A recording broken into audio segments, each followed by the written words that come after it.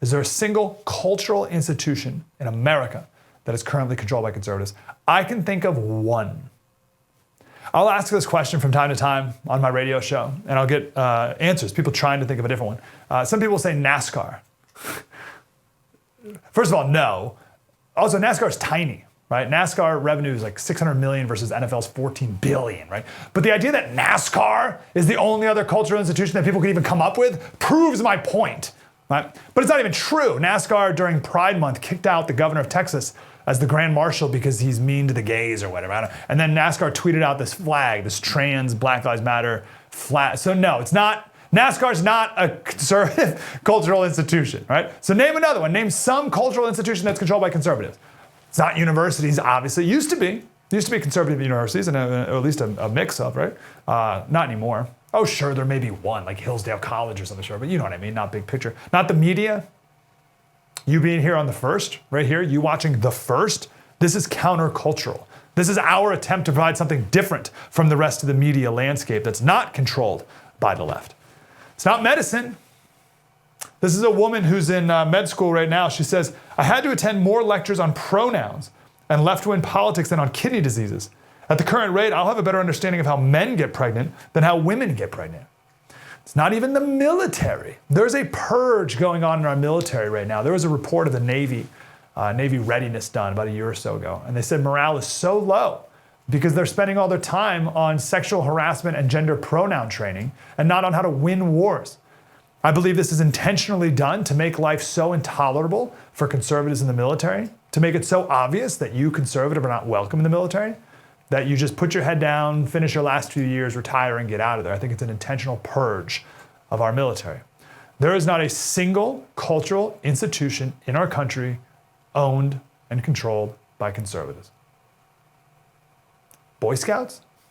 Are you kidding me? See the Boy Scouts at the Pride Parade the other day? Boy Scouts? They're mostly girls in the boy. How about the church? Nope. Can't even count on the church for being conservative. So what do we got left? I got one. And I think George Soros agrees with me because he's trying to buy them. AM talk radio. And guess who's getting in the game? There are 2 radio stations that went up for sale recently in Miami. Now, usually no one cares. Radio stations are sold all the time. Who cares? This company is actually selling 18 radio stations in 10 different markets, but the 2 in question are 2 AM talk radio stations, conservative AM talk radio stations in Miami. They broadcast in Spanish. They have conservative radio hosts. A bunch of the hosts have left after George Soros took over ownership. Just like the DAs, right? The whole philosophy of the DAs, the whole plan is to spend a little bit of money and elect these DAs who have a ton of influence. It's the same thing with AM talk radio. Not a lot of money, especially for George Soros, to buy an AM talk radio station. Compare that to his billions, right? And then, but once you buy it for just a little bit of money, you can now take out a force that is incredibly influential. And in this case, I believe it is the last cultural institution in our country that is still controlled by conservatives until George Soros comes in, swoops in, buys them all, fires everyone. Right?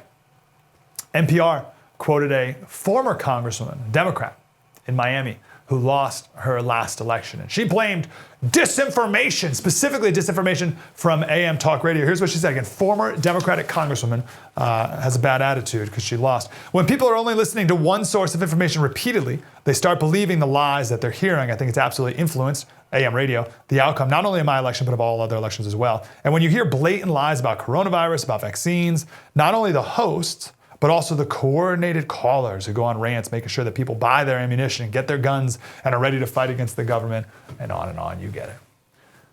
We know big tech is owned and controlled by the left, and soon, AM radio as well. Slater, that's far-fetched, I don't believe it.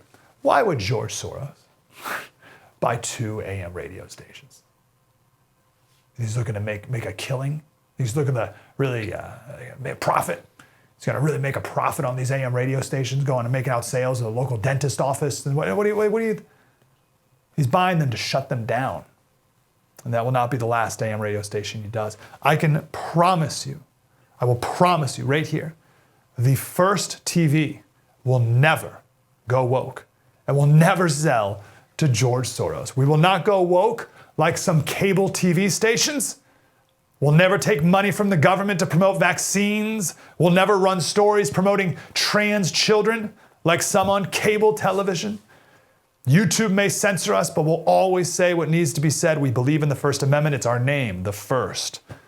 We will never be like the Boy Scouts or NASCAR or med schools or the military. And even if George Soros buys up all the AM talk radio stations, we here at the First will never go woke. And we will always fight against the worldview, the toxic, evil worldview, the globalist worldview of George Soros. Hey, Slater Crusaders, there is unfortunately one man who is incredibly influential in your life, and he has a worldview that is completely contrary and antithetical to yours. It is George Soros. Oh, I heard George Soros' name a decade ago, and I brushed it all off. I didn't understand it. I couldn't connect the dots.